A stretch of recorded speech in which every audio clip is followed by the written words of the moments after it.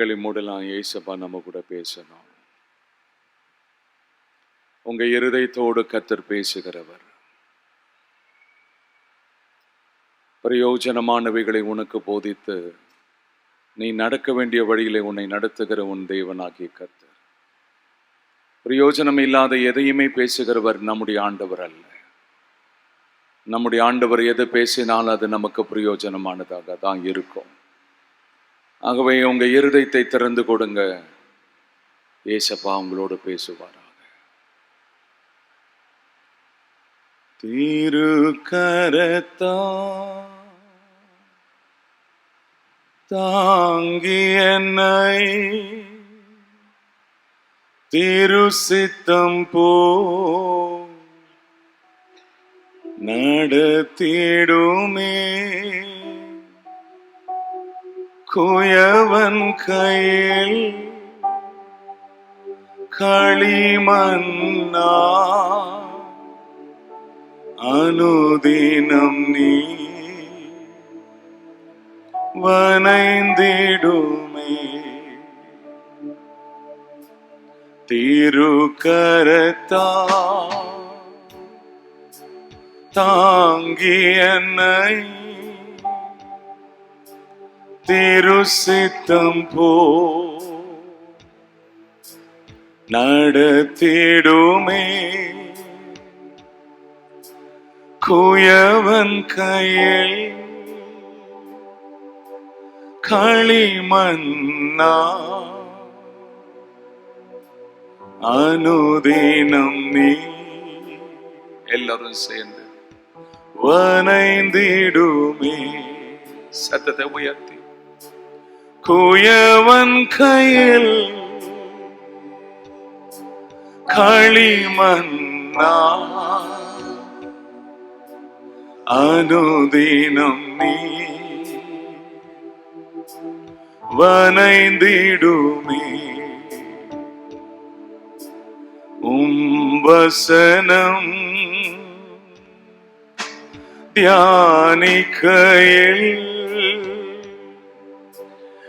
இதயமதில் ஆறுதலே. காரிருளில் நடக்கையிலே தீபமாக வழி நடத்தும். காரிருளில் நடக்கையிலே தீபமாக வழி நடத்தும். ஆழ்கடலின் அலைகளினா அசையும் போது என் படகில்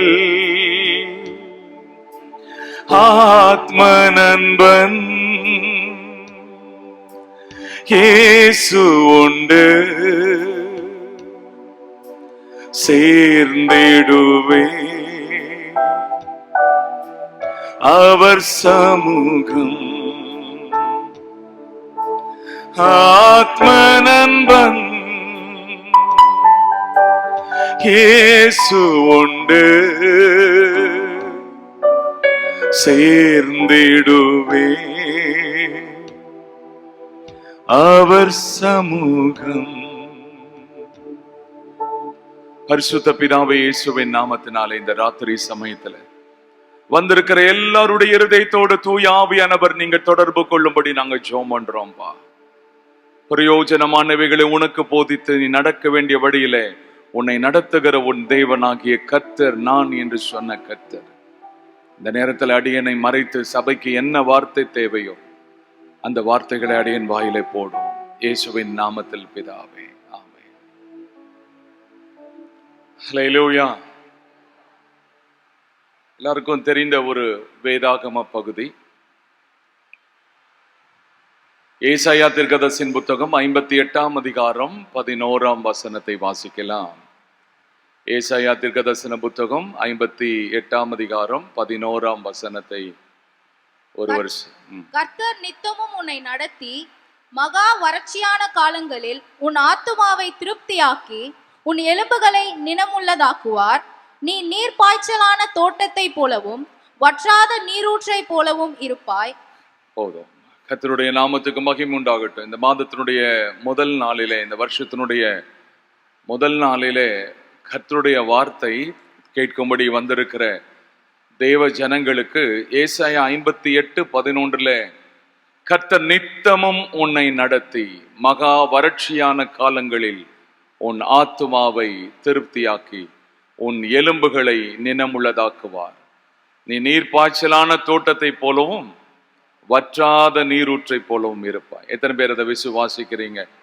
உங்க வலது கையை உயர்த்தி சத்தத்தை உயர்த்தி கர்த்தரை ஸ்தோத்திரம் பண்ணலாமா? ஹல்லேலூயா, ஹல்லேலூயா. கர்த்தர் தம்முடைய ஜனங்களுக்கு அநேக வாக்குறுதிகளை கர்த்தர் வைத்திருக்கிறார். ஒவ்வொரு வாக்குதத்தங்களும் அது நிபந்தனைகளோடு தான் வருகிறது. நிபந்தனைகள் இல்லாத வாக்குதத்தங்களை நீங்கள் வேதாகமத்தில் பார்க்க முடியாது. இந்த வார்த்தைகளுக்கு நீ கீழ்ப்படிந்தால் உனக்கு இந்த நன்மை என்பதை ஆண்டவர் வகுத்திருக்கிறார்.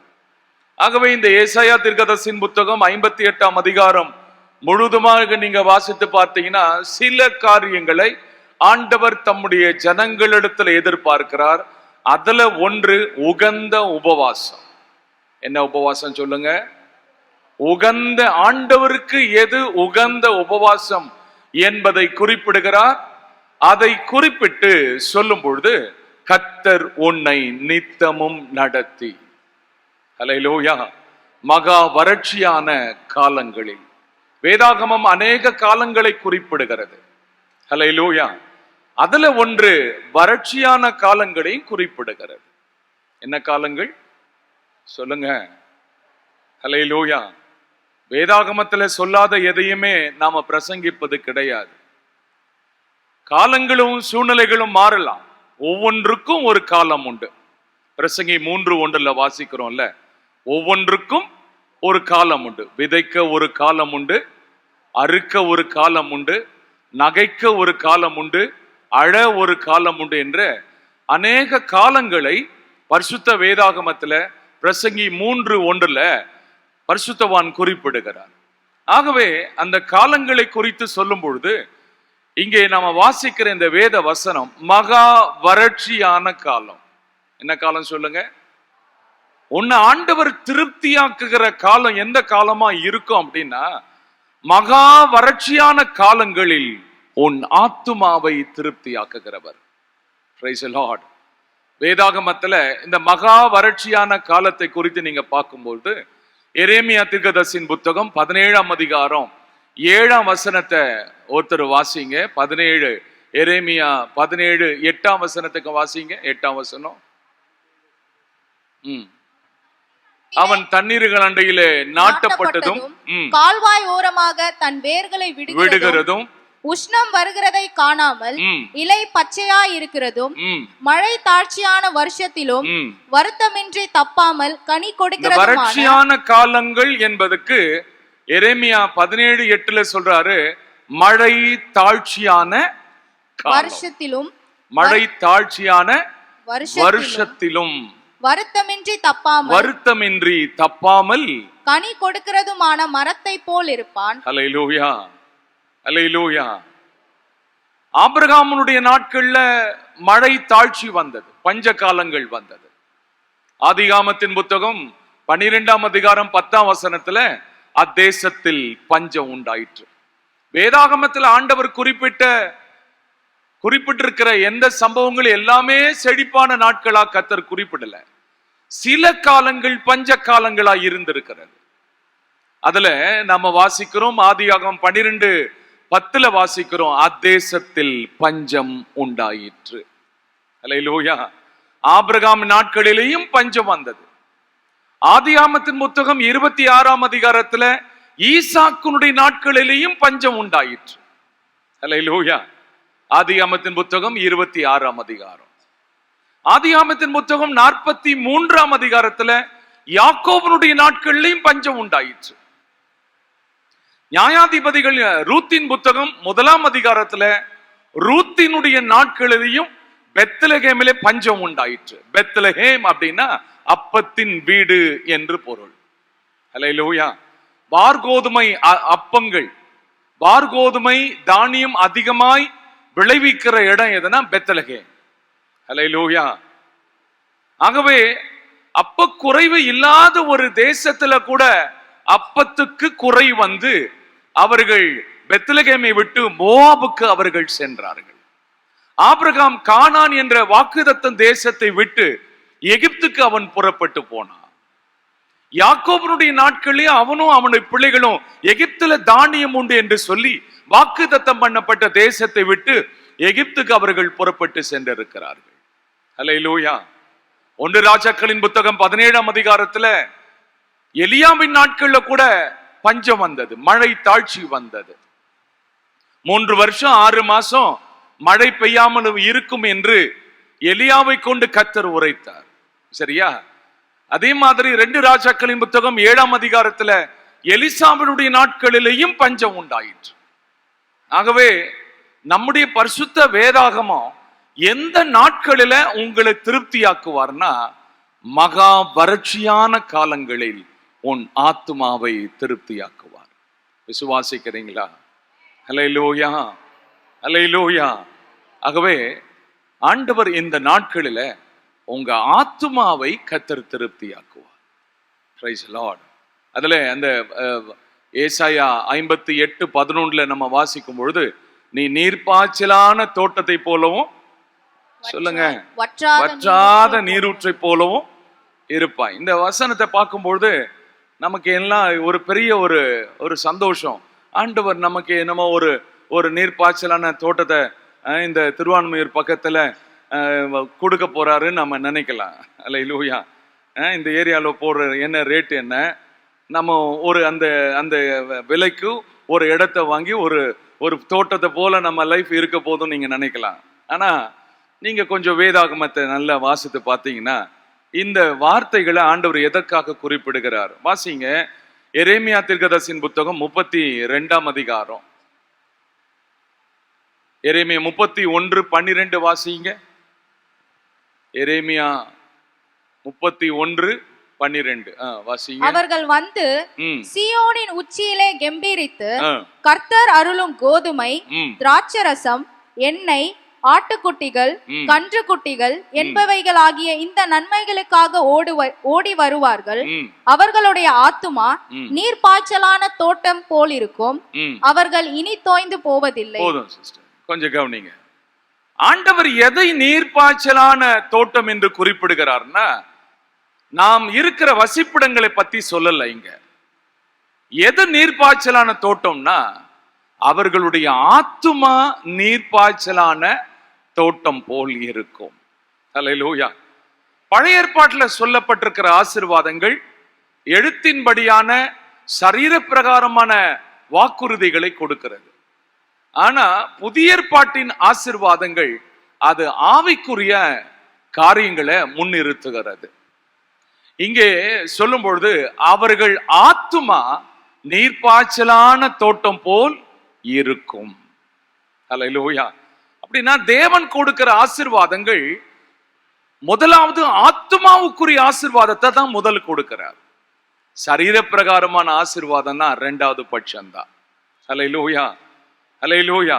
காயுவுக்கு யோவான் கடிதம் எழுதும் போது சொல்றாரு, சரிங்களா? 3 யோவான் முதல் 2 வசனங்கள, பிரியமானவனே, உன் ஆத்துமா வாழ்வது போல.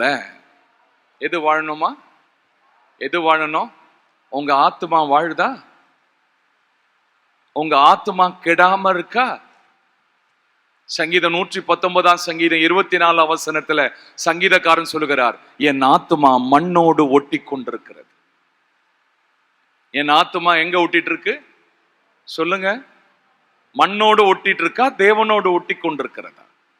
என் ஆத்துமா மண்ணோடு ஒட்டி கொண்டிருக்கிறது, உம்முடைய வசனத்தின்படி என்னை உயிர்ப்பியும். Praise the Lord. லூக்கா 9:23-24 ஆண்டவர் சொல்கிறார், மனுஷன் உலகம் முழுதும் ஆதாயப்படுத்தி கொண்டாலும் தன் ஆத்துமாவை நஷ்டப்படுத்தினால் அவனுக்கு லாபம் என்ன? பெரிய பணக்காரர்களா இருக்கலாம், பெரிய வசதி வாய்ப்பு நிறைந்தவர்களா இருக்கலாம், சரீர பிரகாரமாக பொருளாதாரத்துல நீங்க சிறந்தவர்களா இருக்கலாம். ஆனா உங்க ஆத்துமா கெட்டு போச்சுன்னா, ஒரு ஜெபம் கூட உங்களுக்கு செய்ய தெரியலன்னா அதுக்கு பேர் தான் கெட்டு போன ஆத்துமா. ஆத்துமா பலவீனப்பட்டு போயிருக்குன்னு அர்த்தம். சரீர பிரகாரமா நம்ம திடகாத்திரமா நோயற்றவர்களா நம்ம இருக்கலாம். அதை விட ஆண்டவர் எதை முக்கியப்படுத்துகிறார்னா, உன் ஆத்துமா எப்படி பாருக்கு. இந்த வருஷத்தினுடைய துவக்கத்துல உன் ஆத்துமா பலவீனப்பட்டு போயிருக்கா?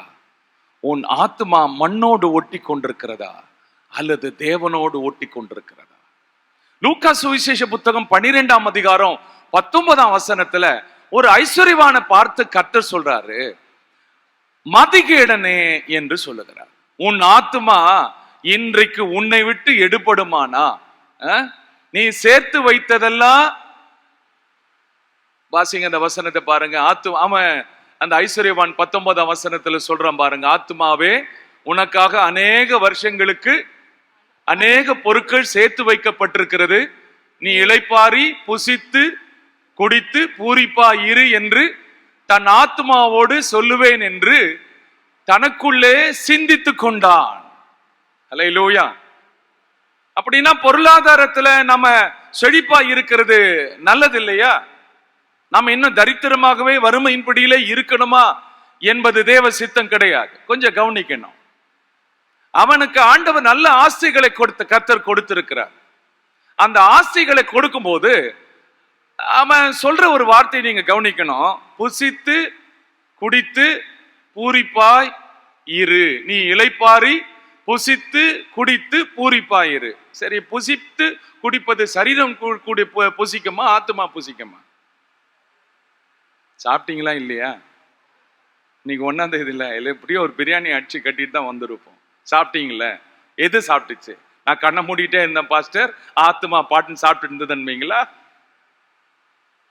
சரீரம் புசிக்கும், சரீரம் குடிக்கும், சரீரம் இளைப்பாரும், ஆத்துமா கர்த்தருக்கு மகிமை செலுத்தும். என் ஆத்துமாவே கர்த்தரை ஸ்தோத்திரி, என் முழு உள்ளமே அவருடைய பரிசுத்த நாமத்தை ஸ்தோத்திரி. அவன் அதை தான் பண்ணிருக்கணும். என் ஆத்துமாவே கர்த்தரை துதி, முழு உள்ளத்தோடே அவர் நாமத்தையே ஸ்தோத்தரி, பரிசுத்த நீரே. நீ செய்த சகல உபகாரங்களையும் ஒன்றாய் எண்ணி துதித்திடுவேன். என்ன நடந்தாலும் என்ன நேர்ந்தாலும் உம்மையே நம்பி துதித்திடு. சேர்ந்து பாடுங்களேன். என் ஆத்துமாவே கர்த்தரை துதி, முழு உள்ளத்தோடே அவர் நாமத்தையே ஸ்தோத்தரி, பரிசுத்த நீரே. ஹல்லேலூயா, ஹல்லேலூயா. சரீரம் தான் புசிக்கும் குடிக்கும், ஆத்துமா கர்த்தரை துதிக்கணும். ஹல்லேலூயா, ஹல்லேலூயா, ஹல்லேலூயா. ஆகவே கர்த்தர் கொடுக்கிற ஆசீர்வாதங்கள் எல்லாம் முதலாவது ஆத்துமாவுக்குரியது தான், சரியா? அதன் பிறகுதான் சரீரம் மற்றும் பொருளாதாரத்துக்கு. நம்ம எடுத்த உடனே என்ன செய்வோம்? ஒரு கன உலகத்துக்கு போயிடும், சரியா? இந்த கன உலகத்திலிருந்து வெளியே வந்து உங்க ஆத்துமாவை தக்க வைத்துக் கொள்ளுங்க. உங்க ஆத்துமா அறிவில்லாமல் இருப்பது நல்லதல்ல. உங்க ஆத்துமா மண்ணோடு ஒட்டி கொண்டிருக்கிறது நல்லது கிடையாது. கர்த்தர் தம்முடைய வசனத்தை அனுப்பி அதை உயிர்ப்பிக்கிறதுக்கு ஒப்பு கொடுத்துருங்க. ஹல்லேலூயா, ஹல்லேலூயா. வேதாகமத்துல சில தோட்டங்களை பத்தி சொல்றாரு. அதுல நல்ல திராட்சை தோட்டம் என்று ஏசாயா 27:3 சொல்றாரு. கொஞ்சம் வாசிங்க. ஏசாயா 27:3 அந்த திராட்சை தோட்டத்துக்கு ஆண்டவர் என்ன செய்ய போறேன்னு சொல்றாரு. கொஞ்சம் வாசிங்க. கர்த்தராகிய நான் அதை காப்பாற்றி, கர்த்தராகிய நான் அதை காப்பாற்றி, அடிக்கடி அதற்கு தண்ணீர் பாய்ச்சி, ஒருவரும் அதை சேதப்படுத்தாதபடிக்கு அதை இரவும் பகலும் காத்துக்கொள்வேன். கர்த்தருக்கு மகிமை உண்டாகட்டும். இது ஆண்டவர் கொடுக்கிற நீர் பாய்ச்சலான தோட்டத்துக்கு தேவனே நீர் பாய்ச்சுகிறார். அல்லேலூயா, அல்லேலூயா. இது தேவன் கொடுக்கிற ஒரு ஆசீர்வாதம். அந்த தோட்டத்துக்கு ஆண்டவர் தண்ணீர் பாய்ச்சி, அடிக்கடி அதற்கு தண்ணீர் பாய்ச்சுறாரா. அல்லேலூயா. ஒருவனும் அதை சேதப்படுத்தாதபடிக்கு ஆண்டவர் அந்த தோட்டத்தை பாதுகாக்கிறார். ஆகவே நம்முடைய ஆத்துமா தான் ஒரு தோட்டம். எது தோட்டம் சொல்லுங்க? இந்த ஆத்துமாவை தான் கர்த்தர் அடிக்கடி அதற்கு தண்ணீர் பாய்ச்சி அதை ஒருவனும் சேதப்படுத்தாதபடி அதை பாதுகாத்துக் கொள்ளுகிறார். இன்னொரு தோட்டத்தை பத்தி சொல்றாரு. உன்னத பாட்டின் புத்தகம் 4:12 உன்னத பாட்டுல ஒரு தோட்டத்தை பத்தி சொல்றாரு. கொஞ்சம் வாசிங்க. உன்னத பாட்டு 4:12. என் சகோதரியே, என் மணவாளியே, நீ அடைக்கப்பட்ட தோட்டமும் மறைவு கட்டப்பட்ட நீரூற்றும் முத்தரிக்கப்பட்ட கிணறுமாய் இருக்கிறாய். ஆண்டவர் தம்முடைய ஜனமாகிய தம்முடைய தோட்டத்தை அடைக்கப்பட்ட தோட்டமாய் மாற்றுகிறார். தோட்டம்னா அதுக்கு ஒரு ஃபென்சிங் இருக்கும், அதை சுற்றிலும் ஒரு பாதுகாப்பு அமைக்கப்பட்டிருக்கும். ஆகவே நீங்க எதை குறித்தும் அதைரியப்பட வேண்டாம். உங்களை சுற்றிலும் ஒரு தெய்வீக பாதுகாப்பை தேவன் கட்டளையிட்டு இருக்கிறார். நம்புறீங்களா? ஒரு ஆமீன் சொல்ல மாட்டீங்களே? அல்லேலூயா. யோபுவை குறித்து ஆண்டவர் சொல்லும் பொழுது, யோபுவின் புத்தகம் 1:10 வாசிக்கும் பொழுது, யோபுவை குறித்து யோபுவை தொடணும் சொல்லி சாத்தான் விரும்புறான். ஆனா யோபுவை தொட முடியல. காரணம் என்ன? யோபுவை சுற்றிலும் கர்த்தர் வேலி அடைத்திருக்கிறார். தேவனுடைய அனுமதியோடு தான் யோபுவை சாத்தானால் தொட முடியும். ஆகவே உங்களை சுற்றிலும் என்னை சுற்றிலும் கண்ணுக்கு புலப்படாத ஒரு தெய்வீக பாதுகாப்பை கர்த்தர் கொடுத்திருக்கிறார். எத்தனை பேர் அதை நம்புறீங்க? அல்லேலூயா, அல்லேலூயா. நம்ம வாழ்க்கையில எத்தனையோ தீமைகள் வந்து போச்சு. Praise the Lord. இது வரைக்கும் நம்ம மேற்கொள்ளவே முடியல. இதுக்கு காரணம் நம்முடைய தேவன் காணப்படாதவர். கடவுளை கண்ணில் காமி, அப்புறம் தான் நம்புவேன் இப்படின்னு சொல்லி மதிகேடன் தன் இருதயத்தில் சொல்லிக் கொள்றானா. சரிங்களா? கடவுளை தேவன் காணப்படாதவர் என்று வேதம் சொல்லுகிறது. தேவன் காணப்படாதவர். அவர் நமக்கு கொடுக்கிற பாதுகாப்பு கூட நம்ம கண்ணுல பார்க்க முடியாது. ஆனா உங்களால் உணர முடியும், கர்த்தர் தான் என்னை பாதுகாத்தார். சங்கீதம் 124 வாசிக்கிறோம், அவர்கள் பற்களுக்கு நம்மை இரையாக ஒப்பு கொடுக்காதிருக்கிற கர்த்தருக்கு ஸ்தோத்திரம். வேடனுடைய கண்ணிக்கு தப்பின குருவியை போல என் ஆத்துமா தப்பிற்று என்று சொல்லுகிறார். இந்த ஆத்துமாவை கர்த்தர் பாதுகாக்கிறார். அல்லேலூயா. வேடன் கண்ணி வைத்தான். அது எனக்கும் உனக்கும் அல்ல, நம்முடைய ஆத்துமாவை கெடுக்கிறதுக்கு கண்ணி வச்சான். கண்ணி தெரித்தது, நாங்கள் தப்பினோம். ஆமென், அல்லேலூயா. ஆகவே இந்த நாட்கள்ல உங்களுக்கு தேவன் கொடுக்கிற பாதுகாப்பு போதுமானதா இருக்கும். உங்களை அவர் வழி நடத்துவார். அல்லேலூயா. இன்னொரு தோட்டத்தை குறித்து 1 கொரிந்தியர் புத்தகம் 3:6 9 வரைக்கும் அப்போஸ்தலனாகிய பவுல் சொல்றாரு. அது ஒரு பண்ணை என்று சொல்லுகிறார். அந்த ஃபீல்டை குறித்து பேசும்பொழுது பவுல் சொல்றாரு, நான் நட்டேன், அப்பல்லோ நீர் பாய்ச்சினான், தேவனே விளைய செய்தார். அல்லேலூயா. இது விளைச்சல் நிறைந்த ஒரு தோட்டம். இந்த தோட்டம் தானா விளைஞ்சிராது. அந்த தோட்டம் விளையணும்னா அதுக்கு ஒரு பவுல் தேவை. பவுல் சொல்றான், நான் நட்டேன், அப்பல்லோ நீர் பாய்ச்சினான், தேவனே விளைய செய்தார். ஆதனால் நடுகிறவனாலும் ஒன்றுமில்லை, நீர் பாய்ச்சுகிறவனாலும் ஒன்றுமில்லை, விளைய செய்கிற தேவனாலே ஆகும். அல்லேலூயா, அல்லேலூயா.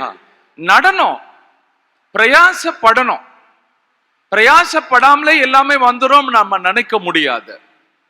பவுல் சொல்றான், நான் நட்டேன், அப்பல்லோ நீர் பாய்ச்சினான், தேவனே விளைய செய்தார். அல்லேலூயா. யாக்கோபின் நிருபம் 5ஆம் அதிகாரம் 7ஆம் வசனத்துல சொல்றாரு, பிரயாசப்பட்டு பயிரிடுகிறவன் பலனில் முந்தி பங்கடைகிறான். அல்லேலூயா. அவன் எதற்காக காத்திருக்கிறான்னா, முன்மாறியும் பின்மாறியும் வர என்ன செய்யறான்? காத்திருக்கிறான். அவனால் விதைக்க முடியும், அவனால் நீர் பாய்ச்ச முடியும். ஆனா மழையை அவனால் கொண்டு வர முடியுமா? சொல்லுங்க. மழையை வர்ஷிக்க பண்ணுகிறவர் கர்த்தர் தானே. அல்லேலூயா. ஆகவே அங்கே பவுல் சொல்றாரு, நடுகிறவனாலும் ஒன்றுமில்லை, நீர் பாய்ச்சுகிறவனாலும் ஒன்றுமில்லை, விளைய செய்கிற தேவனாலே ஆகும். அல்லேலூயா, அல்லேலூயா. பலத்தினாலும் அல்ல, பராக்கிரமத்தினாலும் அல்ல, என்னுடைய ஆவியினாலே ஆகும். விரும்புகிறவனாலும் அல்ல, ஓடுகிறவனாலும் அல்ல, இறங்குகிற தேவனாலே ஆகும். அல்லேலூயா. நீங்க விரும்பலாம், ஓடலாம், தேவன் இறங்கணும்ல. நீங்க நடலாம், நீர் பாய்ச்சலாம், தேவன் தானே விளைய செய்யணும். உங்களுக்கு பலம் இருக்கலாம், பராக்கிரமம் இருக்கலாம், அந்த பலத்தை வச்சுட்டு ஒன்னும் செய்ய முடியாது, பராக்கிரமத்தை வச்சுட்டு ஒன்னும் செய்ய முடியாது. என்னுடைய ஆவியினாலே அது ஆகும்ன்றாரு. ஆகவே இந்த நாட்களில உங்க ஆத்துமா செழிக்கிறதுக்கு சில காரியத்தை உங்களுக்கு சொல்லிக் கொடுக்கணும்னு விரும்புறேன். அல்லேலூயா, அல்லேலூயா. எல்லாரும் யோசுவாவின் புத்தகம் 15ஆம் அதிகாரம் 19ஆம் வசனத்தை திருப்பிக் கொள்ளலாம். ஏசாயா தீர்க்கதரிசியின் புத்தகம் 15ஆம் அதிகாரம் 19ஆம் வசனத்தை நீங்க வாசிங்க.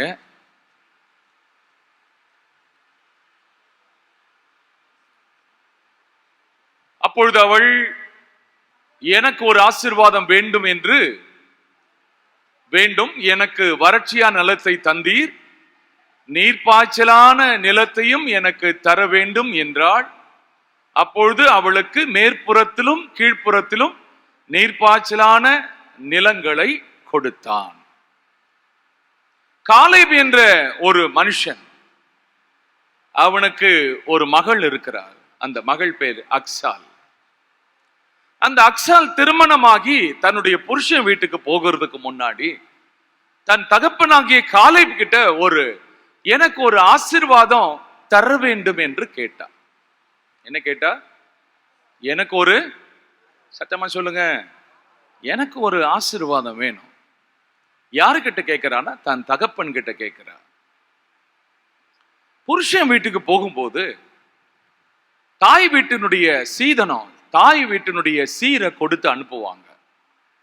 அந்த மாதிரி தன்னுடைய தகப்பன் மூலமா வரக்கூடிய சீரை பெற்றுக்கொள்ளணும்னு சொல்லிட்டு இந்த அக்சால் செய்த சில 3 செயல்களை மட்டும் சொல்லி என்னுடைய செய்தியை நான் நிறைவு செய்யணும்னு விரும்புறேன்.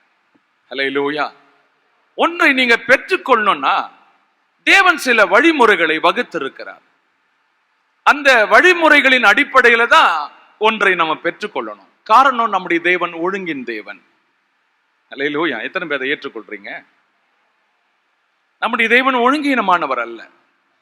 நான் உங்ககிட்ட கேட்கிறேன், பைபிள்ல ஆண்டவர் வானத்தையும் பூமியும் சிருஷ்டித்தார். இதெல்லாம் படைக்கிறதுக்கு முன்னாடி மனுஷனை படைச்சிருந்தாருன்னா எப்படி இருக்கும்? கவனிக்கிறீங்களா? சூரியன் இல்ல, சந்திரன் இல்ல, தண்ணீர் இல்ல, ஒண்ணுமே இல்லை. மனுஷனை சிருஷ்டிப்போன்னு சொல்லி முதல்ல மனுஷனை படைச்சிட்டு அப்புறம் இவையெல்லாம் படைச்ச எப்படி இருந்திருக்கும் பாருங்களேன். நம்முடைய ஆண்டவர் ஒழுங்கின் தேவன். முதலாவது மனிதனுக்கு தேவையான எல்லாவற்றையும் உண்டாக்கின பிறகுதான் கடைசியா மனுஷனை படைக்கிறார். அல்லேலூயா.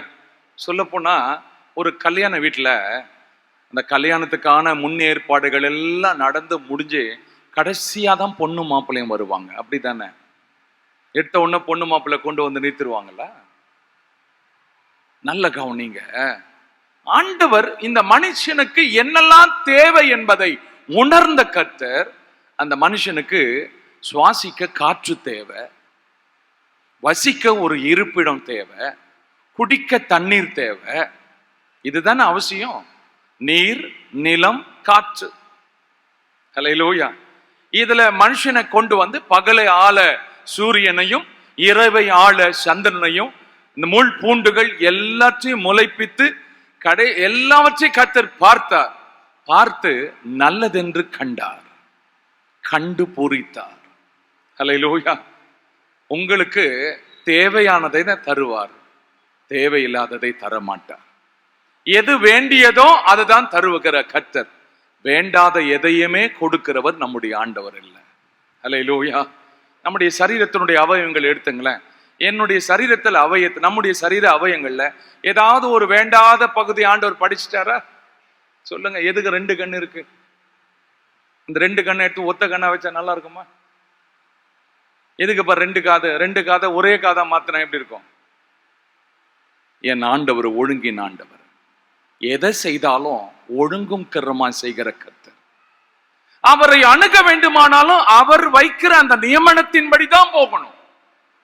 அக்சால் தன்னுடைய தகப்பனை அணுகுகிறாள். அந்த அந்த அணுகுமுறையோடு அவள் போகிறாள். தகப்பன் கிட்ட இருந்து பெற்றுக்கொள்கிற சீரை அவள் பெற்றுக்கொள்ளுகிறாள். இன்றைக்கு தேவனிடத்திலிருந்து நீங்க சில சீரை பெறணும். உன்னுடைய தாயும் உன்னுடைய தகப்பனும் செய்ய மறந்ததை என் ஆண்டவர் செய்யணும்னு விரும்புறாரு. நீங்க ஒருவேளை உங்க அப்பா அம்மா கிட்ட சண்டை போட்டுட்டு இருக்கலாம். எனக்கு கொடுக்க வேண்டியதை கொடுக்கலையே, எனக்கு செய்ய வேண்டியதை செய்யலையேன்னு சொல்லிட்டு ஒருவேளை உங்க பேரண்ட்ஸ் கிட்ட நீங்க ஒரு விதமான மனக்கசப்போடு இருக்கலாம். இன்னைக்கு ஒரு செய்தியை சொல்றேன். உன்னுடைய அப்பாவும் உன்னுடைய அம்மாவும் உனக்கு செய்ய தவறினதை பரலோகத்தில் இருக்கிற தேவன் செய்ய போறார். நம்புறீங்களா? நம்புறீங்களா? வலது கையை உயர்த்தி கர்த்தரை ஸ்தோத்திரம் பண்ணலாமா? ஹல்லேலூயா, ஹல்லேலூயா. பாருங்க, இங்க அக்சால் ஒரு 3 காரியத்தை செய்கிறார். அக்சால்னா முதல்ல என்ன, அந்த வார்த்தைக்கான விளக்கம் என்னன்னா கணுக்கால் என்று அர்த்தம். அக்சால் என்ன, ஆங்கிள் என்று சொல்றாங்களே, அந்த கணுக்காலில் பூட்டப்படுகிற கொலுசு அல்லது சலங்கை ஒளி. கணுக்கால் என்றாலுமே பெண்கள் தங்களுடைய கணுக்கால்களில அந்த சலங்கை ஒளியை அணிந்து கொண்டு நடக்கிறது வழக்கம். இந்த பெண்ணுடைய பெயரே கணுக்கால் பயன்படுத்தப்படும் சலங்கை ஒளி. அது நடக்கும்போது அதனுடைய அந்த ஒளியின் சத்தம் ஒரு விதமான ஒரு இதமான ஒரு அனுபவத்தை அது கொடுக்கும். நல்ல கவனிங்க. இந்த கணுக்கால் என்பது ஒரு மனுஷனுடைய நடக்கையை காண்பிக்கிறது. கணுக்கால் என்பது எதை காமிக்குது? சத்தமா சொல்லுங்க. நடக்கை. இந்த அக்சாலுடைய நடக்கை பற்றி உங்களாண்ட பேசணும்னு விரும்புறேன். ஒருவனுடைய நடக்கை வைத்துதான் அவனை கர்த்தர் ஆசீர்வதிக்கிறார். சங்கீதம் 1:1 வாசிக்கிறோம்ல, துன்மார்க்கருடைய ஆலோசனையில் நடவாமலும் பாவிகளுடைய வழியில் நில்லாமலும் பரியாசக்காரர் உட்காரும் இடத்தில் உட்காராமலும். சங்கீதம் 128:1 என்ன பார்க்கிறோம்? கர்த்தருக்கு பயந்து அவர் வழிகளில் நடக்கிறவன் எவனோ. ஒருவனுடைய நடக்கையை தான் கர்த்தர் பார்க்கிறாரே தவிர அவனுடைய தோற்றத்தை பார்த்து அவனை ஆசீர்வதிக்கிறவர் கிடையாது. நீங்க கருப்பா பிறந்திருக்கலாம், சிகப்பா பிறந்திருக்கலாம், வசதி உள்ள குடும்பத்துல பிறந்திருக்கலாம், வசதியற்றவர்களா இருக்கலாம், படித்தவர்களா இருக்கலாம், படிக்காதவர்களா இருக்கலாம். இதை பார்த்து ஒரு மனுஷனை ஆசீர்வதிக்கிறவர் அல்ல, ஒருவனுடைய நடக்கையை பார்த்து தான் கர்த்தர் ஒரு மனுஷனை பிளஸ் பண்றார். அப்படின்னா இந்த கணுக்கால் அக்சால் எதை நமக்கு ஞாபகப்படுத்துகிறான்னா அவளுடைய நடக்கை. அவளுடைய ஒரு மனுஷனுடைய நடக்கைய எதுல நீங்க உறுதிப்படுத்தலாம்னா அந்த மனுஷனுடைய திருமண வாழ்க்கை தான் அந்த மனுஷனுடைய நடக்கையை மெய்ப்பித்து காண்பிக்கிறது. இந்த அக்சாலுக்கு நடந்த திருமணம், ஹல்லேலூயா, யாரை திருமணம் செய்கிறாள் என்றால் தன்னுடைய தகப்பனுடைய சகோதரனாகிய ஒத்னியேல் என்ற இஸ்ரவேலுடைய முதல் நியாயாதிபதியை திருமணம் செய்கிறாள். கிரியாத் யாதீம் என்ற பட்டணத்தில் புறப்பட்டு போய் அந்த பட்டணத்தை யார் ஜெயித்து வருகிறார்களோ அந்த ஜெயிக்கிற வீரனுக்கு என்னுடைய மகளை கொடுக்கிறேன் என்று காலேப் சொல்கிறான். காலேப் சொன்ன அந்த வார்த்தையின்படியே அந்த பட்டணத்துக்குள் பிரவேசித்து ஒரு பெரிய வெற்றியை பெற்று திரும்பி வரும்பொழுது அவனுக்கு தன்னுடைய மகளை விவாகம் பண்ணி கொடுக்கிறான். இதுல என்ன செய்தி இருக்குன்னா, அப்பா யார கை காட்டுறாரோ அவரை தான் திருமணம் செய்வேன் என்ற அந்த தீர்மானத்திலிருந்து விலகாமல் இருந்தவள் தான் அக்சால். ஹல்லேலூயா, ஹல்லேலூயா. கவனிக்கலாமா? உங்க உங்க வாழ்க்கையினுடைய அனைத்து காரியத்தை மெய்ப்பித்து காட்டுவது உங்க திருமண வாழ்க்கை. அதுதான் ஒரு மனுஷனுடைய துவக்கம். முதல் கோணல் முற்றும் கோணல். திருமண விஷயத்துல தப்பு பண்ணிட்டேன்னா எல்லா விஷயத்திலும் கோணல் தான். ஒரு மனுஷன் திருமண விஷயத்துல மட்டும் சரியா தன்னுடைய பரிசுத்தமான தன்னுடைய சரீரத்தை பரிசுத்தமா கர்த்தர் எப்பொழுது எனக்கான வாழ்க்கை துணையை கொடுக்கிறாரோ அதன் மட்டும் நான் பொறுமையோடு நான் காத்திருப்பேன் என்று நீ என்றைக்கு உன்னுடைய திருமண வாழ்க்கையில உண்மையா பரிசுத்தமா இருக்கிறியோ, அருமையான வாலிப தம்பி தங்கச்சி, உனக்கான வாழ்க்கைய என் ஆண்டவர் நீர்ப்பாய்ச்சலான தோட்டத்தை போல மாற்றி கொடுக்க என் இயேசு வல்லவராயிருக்கிறார். ஹல்லேலூயா. அதனால்தான் ஏவாளை கொண்டு வர்றதுக்கு முன்னாடி ஆதாமுக்கு அயர்ந்த நீத்தரை வர பண்ணிட்டாரு. ஆமென். அப்பா மகனே, நீ இப்போ அந்த பார்க்க சுத்திட்டு வா, ஏதெல்லாம் சுத்திட்டு வா, அந்த பஸ் ஸ்டாண்டை சுத்திட்டு வா அப்படின்னு சொல்லி அனுப்பல. எப்பா நீ கண்ணை மூடுன்ட்டார். அப்படின்னா உனக்கு வரக்கூடிய வாழ்க்கை துணையை இதுக்கு முன்னாடி நீ பார்த்திருக்க கூடாது என்பது தேவனுடைய நியமனம். அல்லேலூயா. நீ வாட்ஸ்அப்ல, பேஸ்புக்ல, இன்ஸ்டாகிராம்ல நீ பார்த்து விட்டு முடிவு செய்து வருவதல்ல தேவனுடைய நியமனம். இல்ல நான் நினைச்ச பிரசங்கத்தையே ஒருத்தர் பிரசங்கம் பண்ணாரு, இது தேவ சித்தம் நான் நினைக்கிறேன். ஏன் பார்க்க கர்த்தருடைய வார்த்தையை கவனித்து கேள். உன்னோடு கூட ஆண்டவர் பேசுகிறார். உன்னுடைய திருமண வாழ்க்கையை நீ தீர்மானிப்பதல்ல, உனக்கான தாய் தகப்பன் இருக்கிறார். அவர் யாரை கை காட்டுகிறாரோ அவர்களை திருமணம் செய்ய. ஹல்லேலூயா. ஒத்னியேலை கை காண்பித்தான், அவள் மனம் முடித்து கொண்டாள். தன் தகப்பன் வீட்டுக்கு தன்னுடைய புருஷன் வீட்டுக்கு போக புறப்படுகையில் தகப்பனுடைய சீரோடு அவள் புறப்பட்டு செல்கிறாள். கணுக்கால் என்பது நடக்கை. 1 பேதுருவின் புத்தகம் 1 அதிகாரம் 15-16 வசனத்துல பேதுரு சொல்லுகிறார், உங்களை அழைத்தவர் பரிசுத்தராய் இருக்கிறது போல நீங்களும் உங்கள் நடக்கைகள் எல்லாவற்றிலும் பரிசுத்தமாயிருங்கள். எபேசியருக்கு நிருபம் 5 அதிகாரம் 1-2 வாசிக்கிறோம், அன்பிலே நடந்து கொள்ளுங்கள். எபேசியர் 5:8 வாசிக்கிறோம், வெளிச்சத்தின் பிள்ளைகளாய் நடந்து கொள்ளுங்கள். ஹல்லேலூயா. எபேசியர் 5 அதிகாரம் 12 வசனத்துல ஞானமாய் நடந்து கொள்ளுங்கள், 17 வசனத்துல ஞானமாய் நடந்து கொள்ளுங்கள் என்று சொல்லுகிறார். எபேசியர் 4 அதிகாரம் 1 வசனத்துல அழைக்கப்பட்ட அழைப்புக்கு பாத்திரவான்களாய் நடந்து கொள்ளுங்கள் என்று சொல்றாரு. ஹல்லேலூயா. அப்படின்னா இந்த வருஷத்துல ஒரு காரியத்தை செய்யுங்க. என்னுடைய நடக்கைய நான் சுத்தமா காத்துக்க போறேன். ஒருத்தர் பார்த்து என்ன குறை சொல்ற அளவுக்கு, உன்னை அங்க பார்த்தேன் இங்க பார்த்தேன், அவங்க கூட நீ பைக்ல ஏறி போனதை பார்த்தேன், இந்த எந்த விதமான மாறுபாடான முறைகேடான காரியத்துக்கும் நீ உன்னை விலக்கி காத்து கொண்டு உன் நடக்கைய பரிசுத்தமா காத்துக்கப்பா. ஐயா சொன்ன மாதிரி ஜனவரி 1ஆம் தேதி வந்தா பிளஸிங் வந்துடும் நீங்க நினைக்காதீங்க. அது நம்முடைய மூட நம்பிக்கை. அல்லேலூயா. சரியா? தேவன் 1ஆம் தேதி மட்டும் வந்து ஆசீர்வதிக்கிறவர் கிடையாது. ஒருவனுடைய நடக்கையை பார்த்துதான் அவனை ஆசீர்வதிக்கிறார். அக்சாலுடைய நடக்கை, தன் தகப்பன் யாரை கை காண்பிக்கிறானோ அவனை நான் திருமணம் செய்து கொள்வேன் என்று சொல்லி தன்னுடைய திருமண வாழ்க்கையை அவள் ஆரம்பிக்கிறார். இந்த வருஷத்துல உனக்கு கல்யாணம் ஆகணும்னு சொல்லி உங்க வீட்டார் எல்லாம் உனக்காக ஜெபம் பண்ணிட்டு இருக்கிறாங்களா? நீயும் அதுக்காக ஜெபிக்கிறியா? நீ கண்ண மூடி தேவ சமத்துல உட்கார்ந்துரு. உனக்கான வாழ்க்கை துணையை கர்த்தர் உனக்கு கொண்டு வருவார். நீயே தேடுவதற்கு தேவன் உனக்கு அனுமதி கொடுக்கல. அல்லேலூயா. இல்ல பாஸ்டர், எங்க வீட்டுல எங்க அப்பா அம்மா அனுமதி கொடுத்துட்டாங்க, யாரும் ஒன்னும் சொல்ல மாட்டாங்க, எத்தனையோ ஊழியக்காரங்களாம் அப்படி பண்ணியிருக்கிறாங்க, லவ் மேரேஜ் பண்ணியிருக்கிறாங்க, நான் பண்றதுக்கு என்ன தப்பு என்ன குறை நீங்க கேட்டிருக்கலாம். என் ஆண்டவர் அதை உனக்கு அனுமதி கொடுக்கல. அல்லேலூயா. உன் நடக்கையை கொஞ்சம் பரிசுத்தமா காத்துக்கோ. பரிசுத்த நடக்கை. 2வது அக்சாலுடைய நடக்கை பணிவான நடக்கை. 18ஆம் வசனத்துல நம்ம வாசிக்கும் பொழுது அவள் தன் தகப்பனிடத்துல நெருங்கும் பொழுது ஒரு காரியத்தை சொல்றா. வாசிங்க 18ஆம் வசனத்துல, அவள் புறப்படுகையில் என் தகப்பனிடத்தில் ஒரு வயல்வெளியை கேட்க வேண்டும் என்று அவனிடத்தில் உத்தரவு பெற்றுக்கொண்டு கழுதையின் மேல் இருந்து இறங்கினாள். கழுதையின் மேல் இருந்து இறங்கினாள். காலேப் போதும் போதும்மா போதும். கழுதையின் மேல் இருந்து இறங்கினாள். ஒன்றை பெற்றுக்கொள்ளணும்னா இறங்கணும், மேல இருந்து இறங்கணும். கழுதை என்பது நம்மை பொறுத்த மட்டில் யாருன்னா திட்டும் போது முதல்ல அந்த வார்த்தை தான் சொல்லுவோம், கழுதை அப்படின்னு. கழுதை கேட்டா பாலஸ்தீன தேசத்துல கழுதை என்பது ஒரு மதிப்புக்குரிய ஒரு ஒரு மிருகம், ஒரு பிராணி. சாலமோன ராஜாவா அபிஷேகம் பண்ணுவதற்கு கழுதையின் மேலதான் கொண்டு வந்தாங்க. யூதர்களுக்கான பிரயாண வாகனம் கழுதை தான். நமக்கு தான் இங்க 2 வீலர் 4 வீலர் இருக்கு, அந்த காலத்துல நடந்தது. யூதர்கள் அதிகமாக பிரயாணத்துக்கு பயன்படுத்தினது கழுதை மேல் தான் ஏறி போவாங்க. எகிப்தியர் அதிகமா பயன்படுத்தினது குதிரைகளை பயன்படுத்தினாங்க. யூதர்கள் அதிகமா பயன்படுத்தினது கழுதையை பயன்படுத்தினார்கள். இந்த கழுதை என்பது ஒரு மேன்மையை குறிக்கக்கூடிய ஒன்று.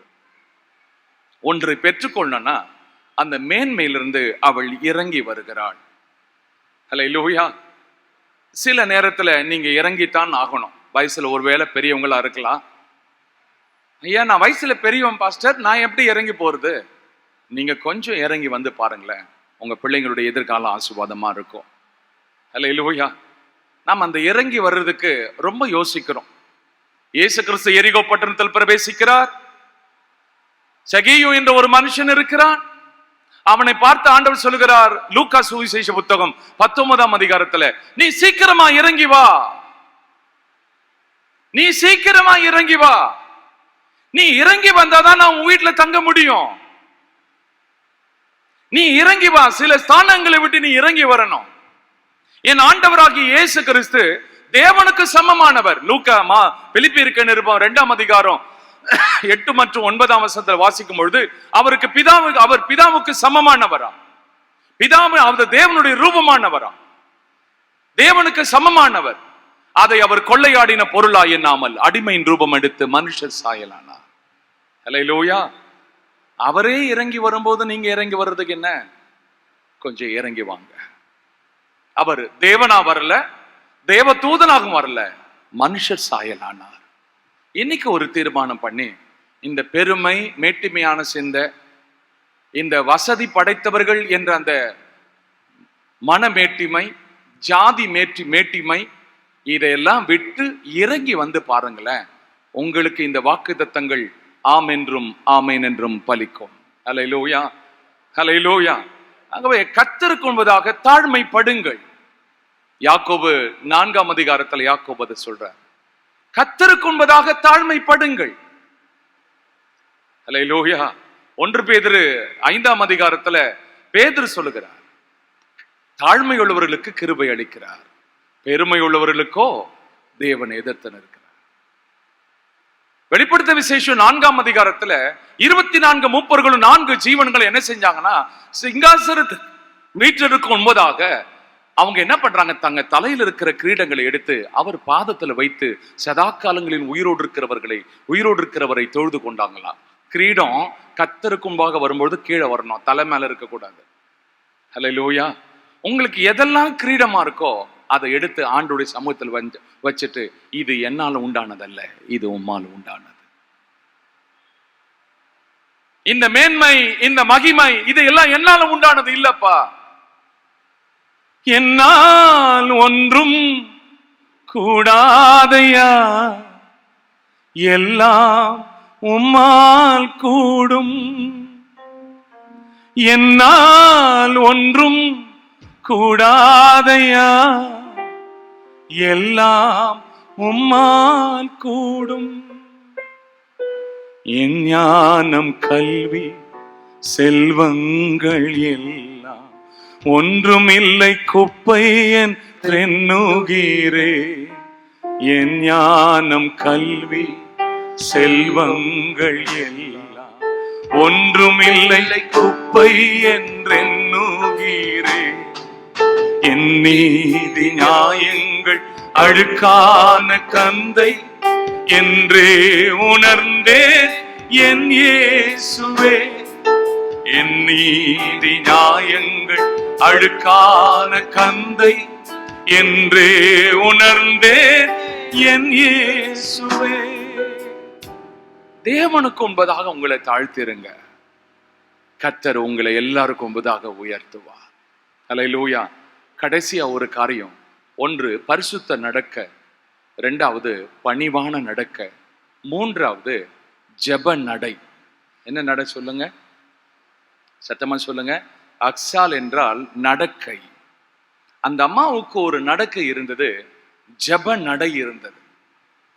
தன் தகப்பனிடத்தில் வருகிறாள். 19ஆம் வசனத்துல, எனக்கு ஒரு ஆசீர்வாதம் தர வேண்டும். ஜெபத்தின் மூலமாய் ஒன்றை பெற்றுக்கொள்வதற்கு விரும்புங்கள். எப்படிங்க? ஹல்லேலூயா. அது அப்படி தானா வந்துருச்சு இல்ல. ஒன்றை நீங்க ஆண்டவரத்துல பெற்றுக்கொள்ளணும்னா அது ஜெபத்தின் வாயிலாகத்தான் பெற்றுக்கொள்ளணும். அதனால்தான் இந்த அம்மா எனக்கு ஒரு ஆசீர்வாதம் தர வேண்டும். அதே மாதிரி இந்த சுபாவம் யாருக்குன்னா அவங்க அப்பாவுக்கு அந்த சுபாவம் இருந்தது. அவங்களுடைய தகப்பனாகிய காலேப் ஒரு ஜெப வீரன். அவன் யோசுவா அவனிடத்துல ஒரு காரியத்தை கேட்கிறான். யோசுவாவின் புத்தகம் 14ஆம் அதிகாரம் 11, 12 வசனத்துல வாசிக்கும் பொழுது, எனக்கு அந்த மலை நாட்டை தாரும் என்று கேட்டான். அப்பா ஜெபிக்கிறவன், அதனால பிள்ளையும் ஜெபிக்கிறவள். அல்லேலூயா. சத்தமா சொல்லுங்களேன். அப்பா ஜெபித்தா பசங்க ஜெபிப்பாங்க. அப்பா அம்மாவுக்கு அந்த ஜெப அனுபவமே இல்லாம பசங்களை மட்டும் ஜெபியும் என்று அவங்கள வற்புறுத்த முடியாது. அல்லேலூயா. இந்த காலேப் அவன் யோசுவாவின் இடத்துல, யோசுவானா இயேசுன்னு அர்த்தம். பழைய ஏற்பாட்டுல யோசுவா, புதிய ஏற்பாட்டுல இயேசு. இந்த யோசுவா, இந்த காலேப் யோசுவாவினிடத்துல கேட்கிறான், எனக்கு அந்த மலை நாட்டை தாரும் என்று கேட்கிறான். 85 வயது நிறைந்த காலேப். அல்லேலூயா. மோசே என்னை அனுப்புகிற நாளில் அவனுக்கு வயது 45. இப்பொழுது எனக்கு 85. மோசே என்னை அனுப்புகிற நாளில் இருந்த பலன் இப்பொழுதும் எனக்கு உண்டு என்று அந்த 85 வயது உள்ள ஒரு தாத்தா கேட்கிறாரு. நாம் மேல போனோம்பா, எனக்கு மலை நாட்டை தாரும் என்று கேட்கிறார். அல்லேலூயா. அந்த அப்பா கேட்டது மாதிரியே மகளும் கேட்கிறாள். பேரண்ட்ஸ் ஜெபிக்கிறவங்களா இருந்தாங்கன்னா பிள்ளைங்களும் ஜெபிப்பாங்க. ஜெபத்தை உங்க வாழ்க்கையின் நடைமுறையாக மாற்றிக்கொள்ளுங்கள். ஜெபம் உங்கள் மூச்சாக மாறட்டும். ஹல்லேலூயா. எனக்கு ஒரு ஆசீர்வாதம் தர வேண்டும் என்று சொல்லி அவள் தகப்பனிடத்துல கேட்டபோது, கேட்கிற எவனும் பெற்றுக்கொள்கிறான். ஹல்லேலூயா. கேட்கிற எவனும் பெற்றுக்கொள்கிறான். பொல்லாதவர்களாகிய நீங்கள் உங்கள் பிள்ளைகளுக்கு நல்ல ஈவுகளை கொடுக்க அறிந்திருக்கும் போது. நாம யார் தெரியுமா? நல்லவங்களா கெட்டவங்களா? எங்க அப்பா யார் தெரியுமா? ஆண்டவர் சொல்றாரு, பொல்லாதவன்றாரு. அல்லேலூயா. அல்லேலூயா. பொல்லாதவர்களாகிய நம்ம பிள்ளைங்க அப்பத்தை கேட்டா அவங்களுக்கு எதை கொடுக்க மாட்டோம்? கல்ல கொடுக்க மாட்டோம். அப்பத்தை கேட்டா அப்பத்தை தான் தருவோம். பொல்லாத தகப்பனே நல்ல ஈவுகளை கொடுக்க அறிந்திருக்கும் போது நம்முடைய ஆண்டவர் நல்லவர் தானே, உங்களுக்கு நன்மையானதை தருவார். ஜோமல்லாமா, கண்களை மூடலாமா, ஆண்டவரிடத்துல கிருபை கேட்கலாம். ஒன்றை பெற்றுக்கொள்ளணும்னா அதற்கான வழிமுறை இருக்கு, அதற்கான அணுகுமுறை இருக்கு. அந்த அணுகுமுறையோடு தான் நீங்க தேவனிடத்துல வரணும். இன்னைக்கு ஆண்டவர் உங்களை பிளஸ் பண்ணணும்னு விரும்புறாரு. உங்க ஆத்துமாவை செழிக்க வைக்கணும்னு விரும்புறாரு. சரீர பிரகாரமான காரியம்லாம் தானா கிடைச்சிருங்க, கவலைப்படாதீங்க. அது இல்லையே இது இல்லையேன்னு சொல்லிட்டு அதை குறித்து ரொம்ப யோசிக்காதீங்க. நான் இன்னும் கர்த்தரை நெருங்கலையே, நான் இன்னும் ஏசப்பா பிள்ளையா இன்னும் வாழலையே, என் மனம் போன போக்கில தான் நான் வாழ்ந்தேன். ஆண்டவரே உமக்கு உகந்தவனா என்ன மாத்துங்கப்பா, உமக்கு உகந்தவனா என்ன மாத்துங்க ஏசப்பா. என் ஞானம், கல்வி, செல்வம் எல்லாமே ஒண்ணும் இல்லை, நான் இன்னைக்கு விட்டுறேன்ப்பா. எனக்கு எல்லாம் நீங்க தான். இந்த ஆண்டுல நான் உண்மையிலே நான் வளரணும். உமக்குள்ள வளர்ச்சி அடைகிற ஒரு வருஷமா இந்த வருஷம் இருக்கணும். கடந்த வருஷம் எல்லாம் இப்படிதான் தீர்மானம் பண்ணேன், ஆனா ஆண்டவர் விட்டு ரொம்ப தூரமா போயிட்டேன் ஏசப்பா. இன்னைக்கு உங்களுக்குள்ள வளரணும் நான் விரும்புறேன் ஏசப்பா. எத்தனை பேர் அதை விரும்புறீங்க? உங்க நடக்கை ஒரு அக்சாலுடைய நடக்கை போல ஒரு பரிசுத்த நடக்கை. அக்சாலுடைய பணிவிடையினுடைய நடக்கை, அக்சாலுடைய ஜெப நடை இன்னைக்கு கர்த்தர் உங்களுக்கு கொடுக்கணும்னு விரும்புறாரு. என் கூட சேர்ந்து அனுதினமும் உம்மில் நான் வளர்ந்திடவே உம் அனுக்கிரகம் தர வேண்டுமே. சேர்ந்து பாடலாமா? அனுதினமும் உம்மில் நான் வளர்ந்திடவே உம் அனுக்கிரகம் தர வேண்டுமே. என்னால் ஒன்றும் கூடாதையா, எல்லாம் உம்மால் கூடும். என்னால் ஒன்றும் கூடாதையா, எல்லாம் உம்மால் கூடும். அனுதினமும் உம்மில் நான் வளர்ந்திடவே உம் அனுக்கிரகம் தர வேண்டுமே. அனுதினமும் உம்மில் நான் வளர்ந்திடவே உம் அனுக்கிரகம் தர வேண்டுமே. என் ஞானம் கல்வி செல்வங்கள் எல்லாம் ஒன்றுமில்லை குப்பை என்றெண்ணுகிறேன். என் ஞானம் கல்வி செல்வங்கள் எல்லாம் ஒன்றுமில்லை குப்பை என்றெண்ணுகிறேன். என் நீதி நியாயங்கள் அழுக்கான கந்தை என்றே உணர்ந்தே என் இயேசுவே. என் நீதி நியாயங்கள் அழுக்கான கந்தை என்றே உணர்ந்தே என் இயேசுவே. அனுதினமும் உம்மில் நான் வளர்ந்திடவே. உங்க வலது கையை உயர்த்தி அனுக்கிரகம் தரவே. என் ஆத்துமா வளரணும், என் ஆத்துமா கொடுமையா நிரம்பணும். உம்மில் நான் வளர்ந்திடவே உம் அனுக்கிரகம் தாங்கப்பா. அனுக்கிரகம் தர வேண்டுமே. அழைத்தவரே அழைத்தவரே உம்மில் இழைத்திடவே அவனியில் உமக்காய் உழைத்திடவே. அழைத்தவரே உம்மில் பிழைத்திடவே அவனியில் உமக்காய் உழைத்திடவே. அர்ப்பணிக்கின்றேன் என்னை என்றே ஏற்றுக்கொள்ளும் என் இயேசுவே. அர்ப்பணிக்கின்றேன் என்னை என்றே ஏற்றுக்கொள்ளும் என் இயேசுவே. அனுதினமும் உம்மில் நான் வளர்ந்திடவே உம் அனுக்கிரகம் தர வேண்டுமே. எல்லாரும் சேர்ந்து அனுதினமும் உம்மில் நான் வளர்ந்திடவே உம் அனுக்கிரகம் தர வேண்டுமே. என்னால் ஒன்றும் கூடாதையா, எல்லாம் உம்மால் கூடும்.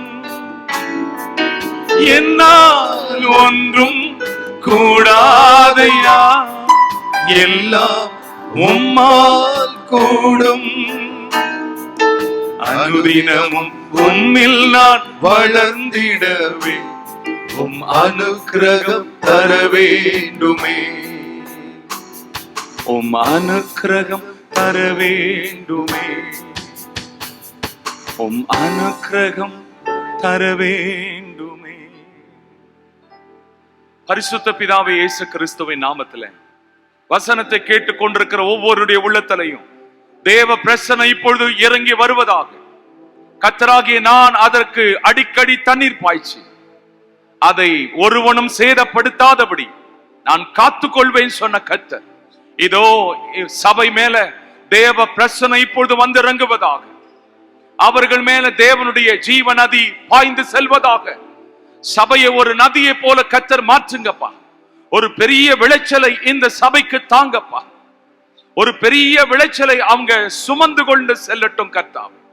கண்ணீரோடு விதைக்கிறவன் கம்பீரத்தோடு அறுப்பான் சொன்ன கர்த்தர் ஒரு கம்பீரமான அறுவடையை இந்த சபைக்கு நீங்க வைத்திருக்கிறீர். அதற்காய் ஸ்தோத்திரம்.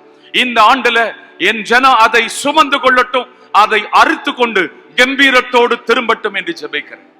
என் அப்பா என் அம்மா எனக்கு செய்ய வேண்டிய கடமையை செய்ய தவறிட்டாங்க என்று யாரெல்லாம் புலம்பி நிற்கிறாங்களோ, அவங்க பேரண்ட்ஸ் செய்ய தவறினதை என் ஆண்டவர் நீங்க செய்து முடிப்பீர் என்று நான் விசுவாசிக்கிறேன். அவர்களுக்கான சீர் கொண்டு வந்து கொடுக்கப்படட்டும் ஐயா. அவங்கள நன்மை நான் நீங்க திருப்தியாக்கும்படி நான் ஜெபம் பண்றேன். எல்லாருடைய ஆவி ஆத்துமா சரீரம் குற்றமற்றதாய் காக்கப்படும்படி அனுகிரகம் பண்ணு. தொடர்ந்து வழி நடத்தும். இயேசுவின் நாமத்தில் பிதாவே.